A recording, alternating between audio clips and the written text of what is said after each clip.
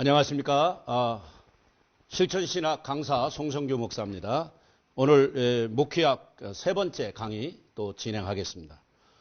오늘 이 세 번째 강의는 목사와 교육, 그리고 목사와 신방, 또 목사와 사례, 또 목사와 기도, 목사와 경건생활, 또 목사와 행정, 마지막 목사와 성경관, 이런 것들을 한번 살펴보기를 원합니다. 교회 교육사역은 목회사역의 생명 중 하나입니다. 바로 예수님께서 행하신 전파사역, 가르치는 사역, 교육이죠. 그리고 각 생명을 고치시는 치유사역이 아주 중요했듯이 이 가르치는 사역, 교육사역은 너무너무 중요합니다. 그래서 강단에서 공적인 선포, 설교를 통해서 메시지가 전파되고 그 가르침을 통해서, 교육을 통해서 그 설교한 것, 설교가 분배 적용할 수 있도록 그렇게 되는 것입니다. 그래서 저희 교회는 구역예배 교과가 따로 있지 않습니다. 주일날 제가 설교한 것을 금요일날 그걸 다시 구역장들이 요약하고 메모해서 같이 나누고 그 말씀을 서로 또 분해 적용하는 것입니다. 바울은 이 사실을 가리켜 목사와 교사로 주셨다. 에베소 4장 11절. 그렇습니다. 목사는 설교자도 되지만 교사다. 그 가르치는 은사가 없으면 참 여러분 목회는 힘듭니다. 목사에게 가르치는 은사가 있어야 됩니다. 골로새서 1장 28절에 우리가 그를 전파하여 각 사람을 전하고 모든 지혜로 가르치면 각 사람을 그리스도 안에서 완전한 자로 세우려 함이라 그랬습니다. 그래서 목사, 감독은 가르치기를 잘하는 자다. 디모데전서 3장 2절입니다. 교육사에게 중심 교재는 신구약 성경. 그렇습니다. 오늘날 목회자의 중심 교재가 성경 말고 다른 게 뭐가 있겠습니까? 우리는 성경, 신구약 성경이 우리 중심 교재다. 자, 그걸 가지고 구원에 이르는 지혜. 이 성경 말씀은 구원에 이르는 지혜의 책입니다. 하나님의 또 영감으로 기록된 말씀이다. 또 이 성경 말씀을 가지고 전인교육, 양육을 통하여 교훈과 책망, 바르게 함, 의로 교육에 힘써야 된다. 또 이 성경 말씀은 하나님의 백성을 온전케 하는 게 있다. 믿음으로 구원받고 행함으로 상을 받는 이 원리를 잘 가르쳐줘서 온전한 신앙인, 균형 잡힌 신앙인, 건강한 교인으로 만드는 데 목적이 있다. 그래서 우리는 성경을 교재로 삼아야 돼요. 성경 기록의 목적은 예수께서 하나님의 아들이신과 그를 믿는 자에게 영생을 주심에 있다고 했습니다. 자, 그러면 교육의 목적은 성삼위 하나님의 그 하나님을 바로 알려주고 그 하나님을 사랑하고 섬기는 신전인격자. 한번 따라서 하세요. 신경인격자. 신전인격자. 그래서 대신관계, 하나님과 관계, 또 대인관계, 사람과의 관계, 대물관계, 물질과의 관계를 잘 정립해 주는. 그래서 그것을 이 구속사 운동에, 하나님 복음 운동, 이 하나님 나라 천국 운동에 쓰임받는 사람, 쓰임받는 물질이 되도록 다르게 교육해야 됩니다. 또 두 번째, 하나님의 형상인 사람을 이해하고 사랑하고 도우며 그리스도를 전하는 인화 협동적인 인격자. 그렇습니다. 사람을 사랑하고 사람이 누군가 그걸 바로 가르쳐서 하나님의 형상을 닮은 사람, 존귀한 사람, 보배롭고 존귀한 사람, 그 사람을 섬기고 사랑하도록 가르치고. 세 번째, 자기의 존재 의의와 특수한 사명, 그 사명을 자각하여 자기의 선 자리에서 맡은 일에 충성하는 문화 인격적인 삶을, 문화적 인격자. 그래서 지금 맡은 선 자리에서 이 역사의 주인공이 되어서 정말 하나님께 쓰임받는 그 재능을 쓰임받는 그런 성도가 되도록 교육을 해야 된다. 교육의 기관, 가정학교, 뭐 교회학교, 생활학교, 뭐 여러 가지 있죠. 그러나 요즘 큐티를 통해서, 말씀 묵상을 통해서, 그 다음에 요즘 아이들 청소년 교육 여러 가지 프로그램들을 교회에서 적용해서 특별히 이 청소년들이 주말에도 교회 와서 여러 가지 악기를 배우고 또 여러 가지 컴퓨터라든지 이런 방송 컴퓨터를 배워서 이런 것들을 잘 활용할 수 있도록 교회가 지도함으로써 그것만 전할 것이 아니라 예수 복음을 전하고 예수님을 가르치는 그런, 그래서 저희 교회도 옛날 CMS 영어 학원을 개설해서 아이들에게 영어도 가르치지만 특별히 하나님 말씀 성경을 많이 가르쳐서 아이들의 영어 실력도 향상되고 성경과 신앙도 향상되는 모습을 보았습니다. 교육적 사역에 수반되는 실제적 문제들, 체계적인 교과 과정이 필요합니다. 그래서 초급반, 중급반, 고급반 있듯이 초등학생이 가르칠 교재,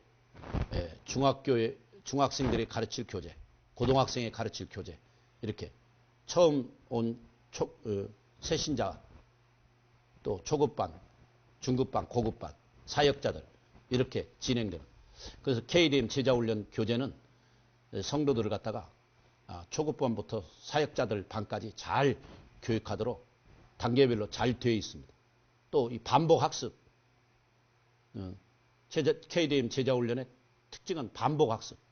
초급반에 배운 것을 중급반에 다시, 고급반에 다시 반복학습으로 인해서 아주 각인을 시키고 그렇게 살도록, 그렇게 변화되도록 움직이는 굉장히 역동적인 그런 제자훈련 교재입니다. 참고하시고 체계적인 교육과정이 필요하고 전문적 지도자를 채용해야 돼요. 그렇죠. 교회에서 하는 전문가들이, 요즘 세상에서 하는 전문가들 얼마나 많습니까? 이 전문가들. 효과적인 교육을 위해 교육시설, 환경도 아주 중요합니다. 그 다음에 이번에는 이제 목사와 기도사역. 정말 이건 중요합니다. 하나님은 하나님의 부름을 받아 그리스도의 교훈을 가르침을 받고 거룩한 은혜 체험에 있는 다음에 목사는 그 하나님 앞에서 임직을 받은 거룩한 사명자입니다. 그 목사는 성무 수행을 위해서 하나님의 은사를 간구하며 이 기도의 무기를 사용할 줄 알아야 됩니다. 바울은 그의 목회 서신의 디모데에게 기도를 많이 가르치고 있습니다. 그의 기도의 범위를 보면 모든 사람을 위하여 기도하라. 위정자를 위하여 기도하라. 바로 이렇게 기도하는 것이 하나님이 기뻐하는 뜻이다. 데살로니가전서 5장 16절, 17절, 18절 항상 기뻐하라. 쉬지 말고 기도하라. 범사에 감사하라. 디모데전서 2장 4절에서 6절에도 기도함이 하나님의 기뻐하신 뜻이라고 말하고 있습니다. 기도의 방법에서는 간구하는 방법. 그 다음에 도고, 남을 위해서 기도하는 방법. 그 다음에 감사가 따르는 기도. 여러 가지가 있습니다. 통성기도도 있고 합심기도도 있고 개인기도도 있고 중보기도도 있고. 그런데 기도의 이유는 경건하고 단정한 생활을 계속하기 위해서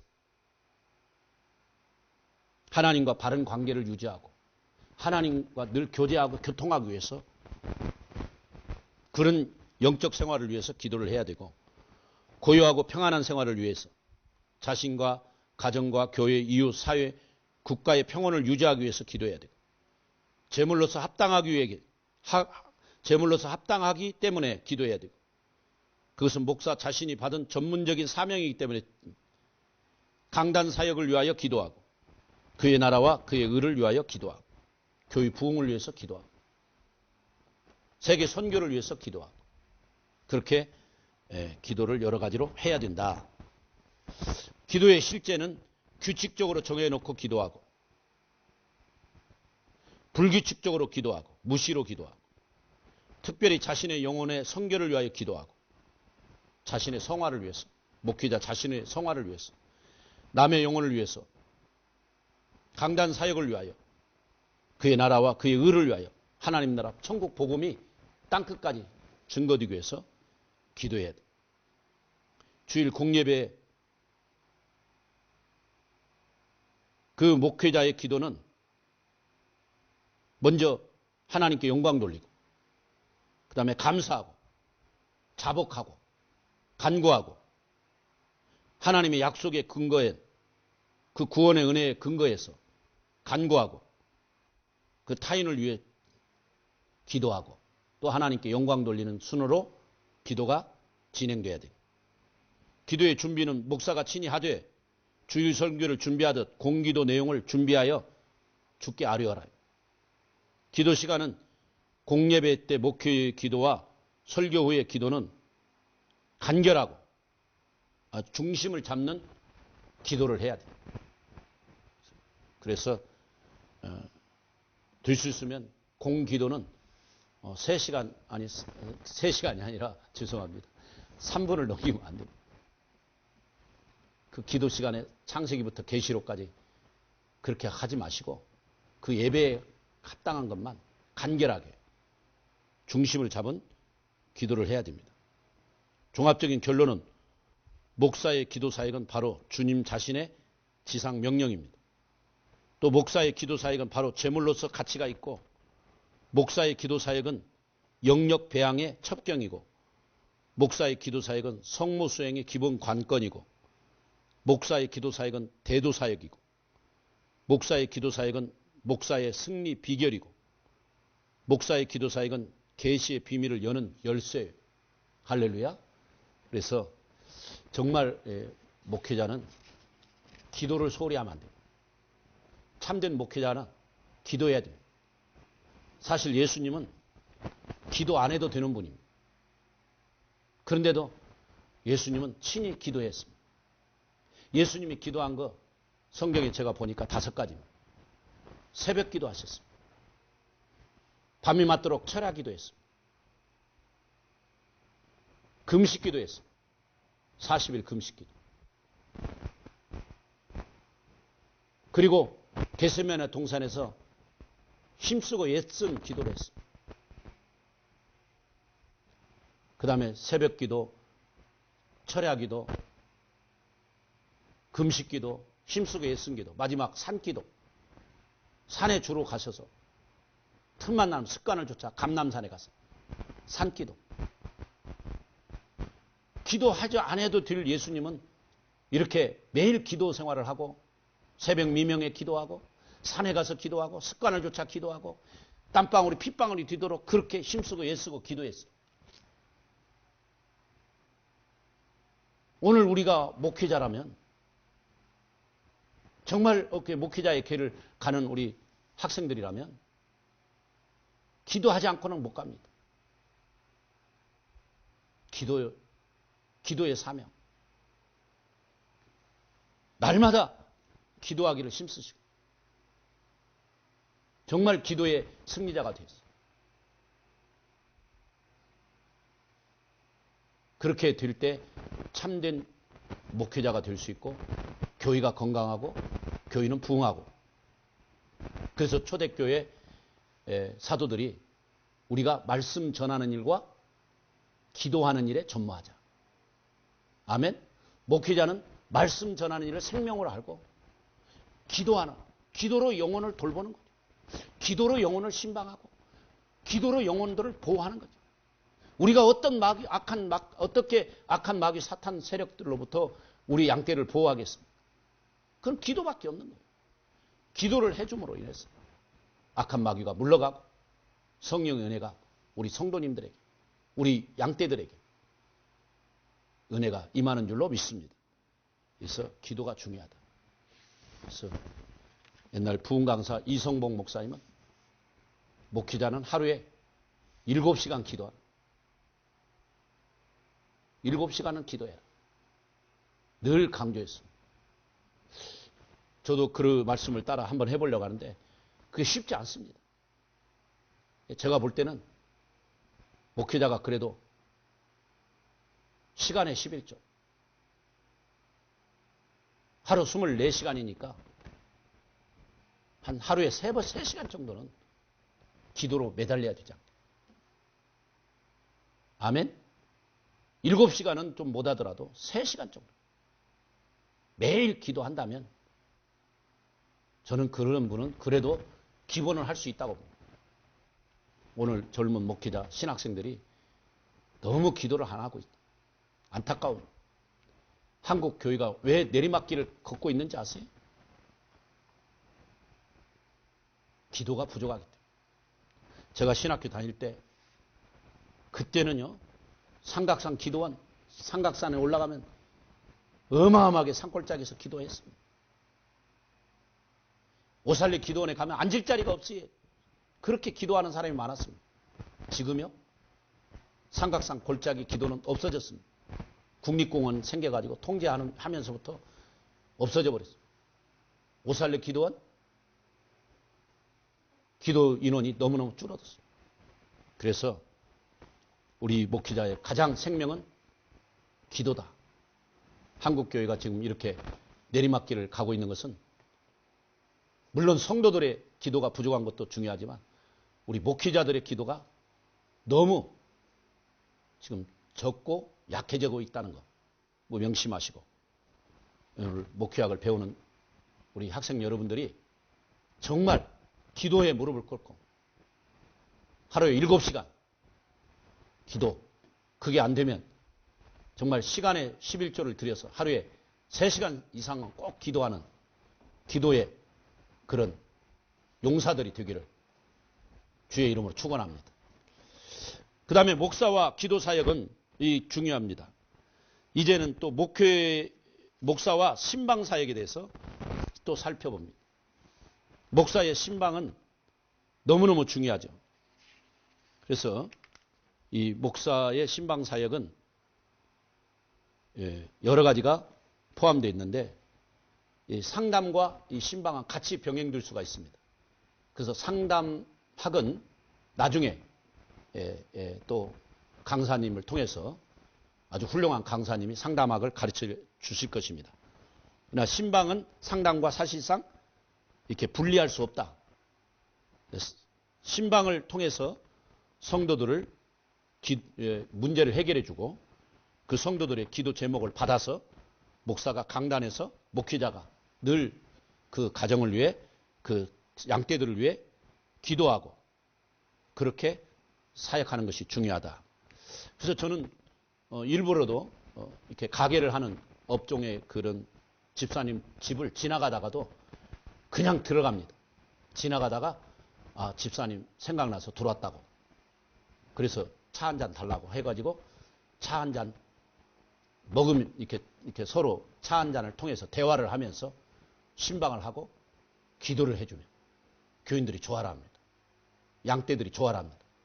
여러분 목회자는 늘 양떼들에게 관심을 갖고 양떼들을 잘 살피는 그래서 신방 사역이 중요한데 요즘 현대 교회 젊은 층의 교인들은 이 신방 오는 것을 거절하고 아예 등록카드 할 때 우리 집 신방 절대 사절이라고 쓰는 교인도 있다고 합니다. 우리 교회는 아직까지는 없습니다만은 앞으로 그런 교인들이 많아진다는데 여러분 목양 관계는 신방도 중요합니다. 그래서 신방과 상담을 같이 병행해서 신방은 개인과 가족의 친근감과 유대감을 일으켜 주시고 신방은 그 개인과 가정의 사정을 깊이 알므로 기도 제목을 얻게 되고 신방은 교우들의 일상생활의 내면적 사정을 깊이 알므로 기도 제목을 알게 됩니다. 그래서 먼저 신방할 때 유의사항은 사전에 예고하고 미리 집사님 집에 신방한다. 성도님 집에 신방한다는 것을 미리 알려주고 신방을 가야 되고 또 가정의 비밀을 절대적으로 보장하고 또 위로와 문제 해결을 주어야 되고 신방할 때는 목회자 혼자 가는 게 아니라 반드시 동행인이 그래서 구역장이나 교회 신방과 동행할 수 있는 권사님을 동행해서 같이 신방해야 중요합니다. 그래서 신방을 통해서 성도들을 보살피고 양떼를 잘 살피는 신방에 관한 것은 또 나중에 상담학 시간에 그 훌륭한 강사님을 통해서 이렇게 공부를 배울 것입니다. 그렇기 때문에 제가 이렇게 넘어갑니다. 그러나 이 신방은 아주 중요하고 저는 우리 교회에서는 1년에 꼭 가을에 대신방을 합니다. 봄에는 부흥사경회, 가을에는 대신방. 그런데 이 대신방을 할 때 성도들의 가정을 방문하면 너무 은혜를 받습니다. 목회자 나 자신이 은혜를 받습니다. 왜냐하면 우리 성도들이 정말 이렇게 어려운 상황에서 이런 어려운 상황에서 자녀들을 양육하고 그리고 주의 교회에 와서 봉사하고 충성하고 또 직장 생활에 그렇게 고생하면서 하나님 앞에 11조를 드리고 감사헌금을 드리고 헌금을 하는 그런 모습을 피부적으로 그 신방을 가서 그 성도들의 사는 모습을 보면 너무 안타깝고 그 눈물이 날 수밖에 없습니다. 내가 더 이 양떼를 돌봐야 되겠구나. 내가 더 이 가정을 위해 기도해야 되겠구나. 왜냐하면 목회자의 어떤 사명의식이 그 대신방을 통해서 많이 깨닫게 되고 대신방을 하고 나면 제가 은혜 받고 그렇습니다. 어쨌든 여러분 이 신방도 아주 중요하기 때문에 목회자로서 이 신방 또 상담도 너무 중요하기 때문에 이 상담 그렇게 돼야 됩니다. 그러면 이제 행정적인 목사 사역, 감독으로서 목사는 어떻게 사역을 해야 되는가? 신약의 목사의 기능을 표현한 일에 중에 하나가 감독입니다. 이 말의 대조 구조는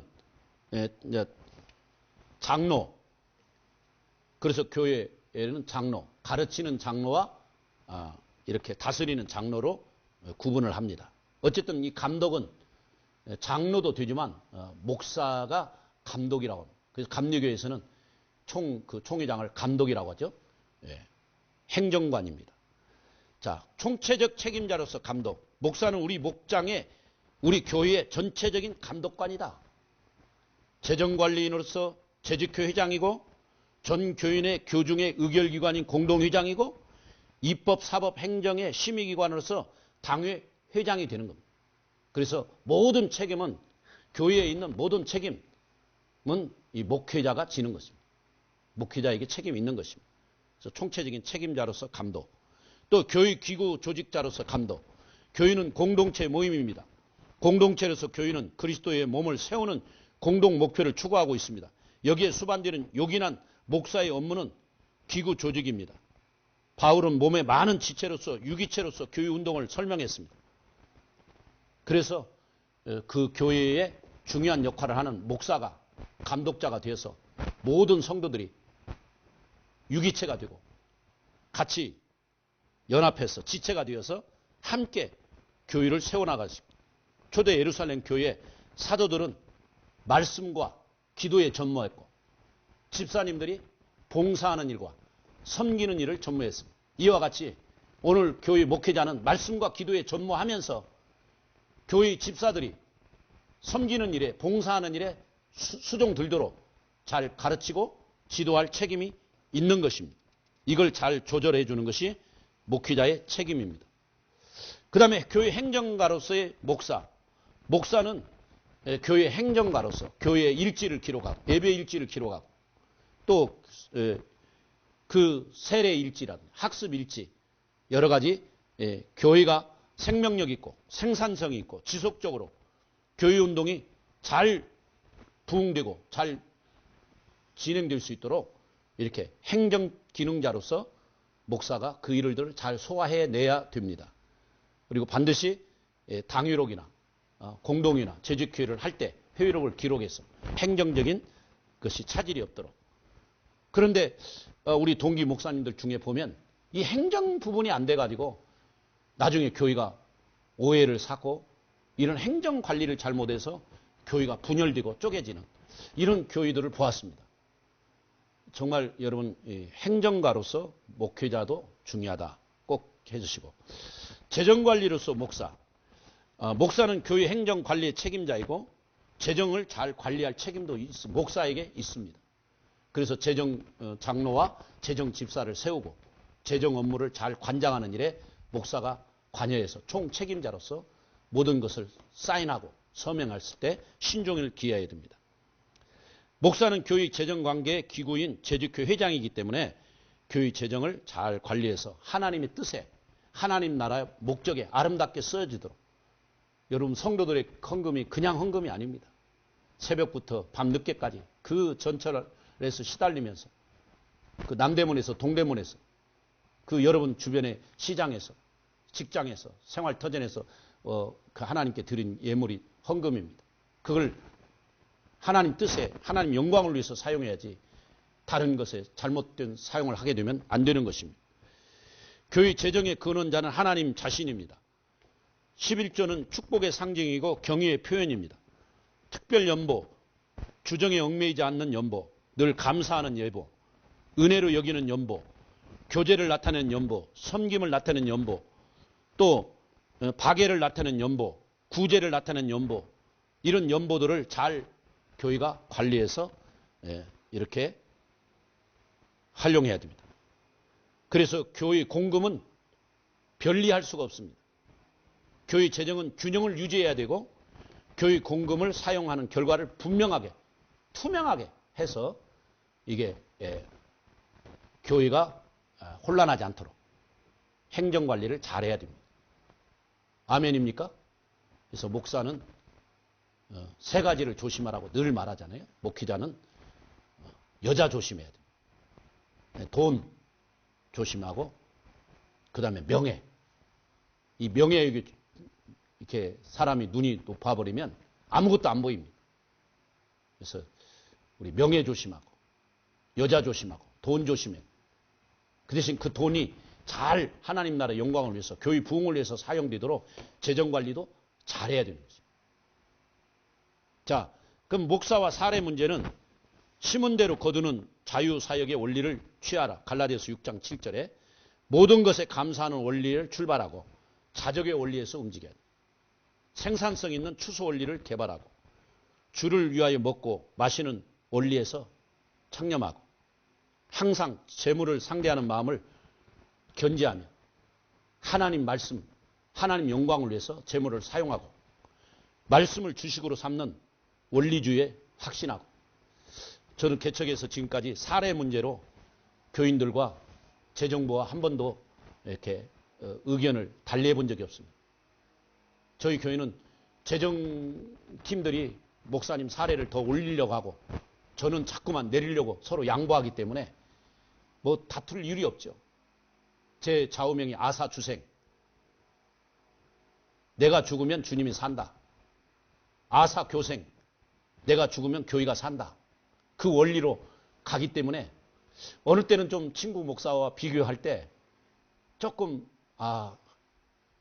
좀 비교를 하면 좀 서운한 감도 있습니다. 그러나 그럴 때일수록 내 뺨을 치면서 내가 바른 목회자로서 가야지. 그렇게 잘못된 목회자들을 본받아서 비교하고 이렇게 가면 안 되지. 그러고 다시 신본주의로, 인본주의로 살짝 갔다가 제 뺨 한 대 때려가지고 인본주의로, 신본주의로 다시 돌아올 때가 많습니다. 그래서 목사가 잘 가르치고 말씀에 잘 가르치고 설교를 잘하고 기도에 전무하고 나가면 하나님이 그 심은 대로 목사에게 사례나 그 은혜나 축복을 다 부어주시는 것을 저는 확신합니다. 아멘입니까? 여러분 어쨌든 목사와 사례 문제에 이렇게 살펴보았습니다. 목사에게 시험이 있는데 정치적인 시험, 세상 영광. 예수님이 그 마태복음 4장에서 그 금식하고 기도할 때 마귀가 와서 시험했잖아요. 이 정치적인 영광, 세상 영광 너무 빠지지 마시고 또 물질적인 시험, 돌덩이를 떡 만들어 봐라. 여러분 이 목회자가 물질적인 시험에 빠지면 안 되고 종교적인 시험, 네가 나한테 절하면 내가 다 모든 걸 주겠다.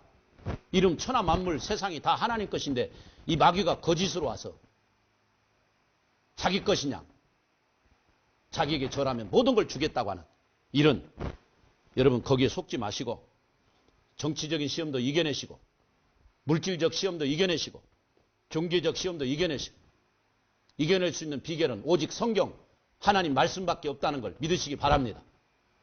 예수님이 어떻게 그 시험을 이겨냈습니까? 예수님이 이겨낸 시험은 말씀입니다. 주 너의 하나님을 시험하지 말라. 하나님 말씀을 가지고 이겨냈습니다. 그래서 목사가 말씀에 더 깊이 연구하고 말씀을 깊이 사랑하면 시험 들 일이 없습니다. 한번 따라서 말씀을 깊이 사랑하면 시험 들 일이 없다. 아멘입니까? 네. 말씀만 따라가면 시험 들 일이 없어요. 말씀에서 벗어나고 세상을 향하니까 네. 마귀가 쫓아와서 시험을 하는 거죠. 자, 목사직에 대한 타성. 여러분, 목사가 오래 하다 보면 그 직분에 대한 타성이 옵니다. 이거 잡아야 됩니다. 목회자의 타락은 이 타성에서부터 오기 때문에 목사의 변질은 이 타성에서부터 오는 거예요. 반복에 오는 권태감, 자기 영혼을 등한시함으로써 오는 방종, 안일, 무기력. 그래서 목사들이 쉽게 넘어지는 거예요. 이것을 조심해야 됩니다. 이런 사탄의 공격을 이겨낼 수 있는 방법은 오직 성령 충만. 할렐루야. 오직 성령 충만하고 기도에 힘쓰면 가능합니다. 또 목회자의 시험이 뭐가 있냐면 과중한 사역으로 오는 그런 시험이 있습니다. 너무 막 사역을 많이 하다 보면 결국은 한계에 부딪혀서 자기도 모르게 낙심하게 되고 절망하게 됩니다. 그럴 때는 모든 걸 절제해야 됩니다. 정말 예루살렘 그 사도들이 말씀 전하는 것과 기도하는 것만 전무하듯이 다른 건 다 정리하고 말씀 사역과 기도하는 일에 전무하는 목회자가 돼야 돼요. 할렐루야. 너무 많은 일을 벌려놔가지고 다 감당하지 못하니까 나중에 그것 때문에 목회까지 못하는 거예요. 그런 일이 하나도 없기를 바랍니다. 그 다음에 공명심. 사람이 유명에 빠지고 싶고 자기도 모르게 이렇게 높아지려고 하는 이 교만의 원리입니다. 이 교만은 마귀로부터 오는 것입니다. 목사가 어쨌든 이 공명심이나 교만이 오는 것은 마귀가 주는 생각입니다. 이걸 잡아야 됩니다. 탐심, 또 낙심, 이성의 유혹, 경제적인 곤란, 이단의 시험 이런 것들을 이겨내는 것은 목회자의 자질입니다. 그래서 영적 자질, 지적 자질, 건강의 자질이 충분히 갖춰서 건강한 목사, 건강한 교회, 건강한 성도 절대로 이런 시험에 빠지지 않습니다. 여러분 잘 이겨내시고 마지막으로 목사의 성경관, 신구약 성경 66권만이 하나님의 정확한 말씀으로 믿어야 됩니다. 아멘? 그 다음에 성경이 옛날 선지자들이나 사도들이나 그 시대 사람들에게만 주신 하나님의 말씀이 아니라 특히 지금 나에게 이 말세를 만난 우리의 거울로 주신 말씀으로 확실히 믿기를 바랍니다. 그렇게 믿어야 돼요. 목사의 성경관. 세 번째는 성경의 원본. 이 그릇됨이 없다. 오류가 없다는 걸 믿어야 돼요. 그래서 우리는 완전 축자 영감서를 믿지 않습니까?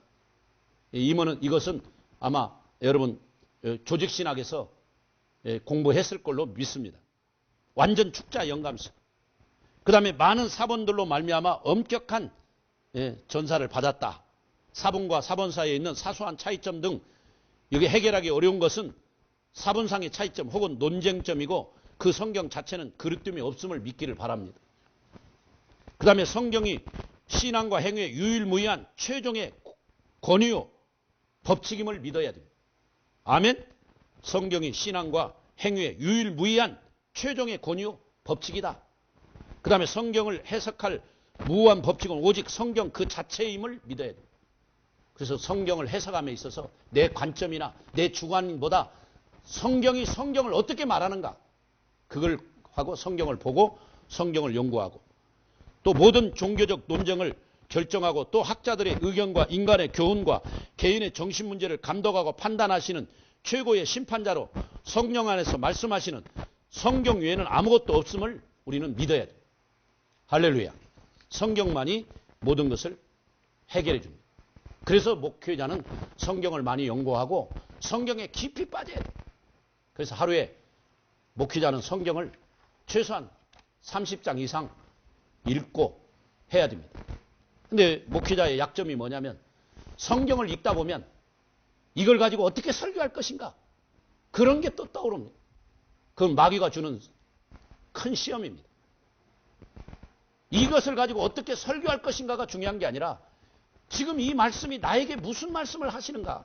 이 성경 말씀이 지금 나에게, 이 목회자에게 어떤 말씀을 주시는가? 하나님이 나에게 무슨 말을 하시는가를 먼저 깨닫고 그 말씀의 은혜를 받고 은혜 받은 말씀을 가지고 생활에 살아서 그 생활대로 삶을 살아가는 것이 목사의 삶입니다. 그럼 목사가 그 빛된 삶을 살고 거룩한 삶을 살면 성도들이 다 알게 되고 그 양떼들이 그걸 알아서 그렇게 따라오게 돼 있습니다. 그런 삶을 살게 돼 있습니다. 사랑하는 학생 여러분, 여러분들이 그렇게 성경을 연구할 때 가르치려고 성경을 연구하지 말고 내가 그 성경을 통해 은혜 받으려고 그 말씀을 가지고 살아나려고 하는 그런 마음을 가지고 사모하는 마음으로 성경을 대하시고 성경을 읽고 나가면 그 말씀이 여러분을 진리의 말씀으로 생명의 꼴로 인도하실 줄로 믿습니다. 그렇기 때문에 목회자는 늘 성경을 가까이 하고 성경을 연구하고 성경 속에서 해답을 찾고 성경으로 설교하고 성경으로 기도하고 아멘. 그런 믿음의 목회자가 되어야 됩니다. 이번 세 번째 시간도 이렇게 경청해 주셔서 감사합니다. 수고하셨습니다.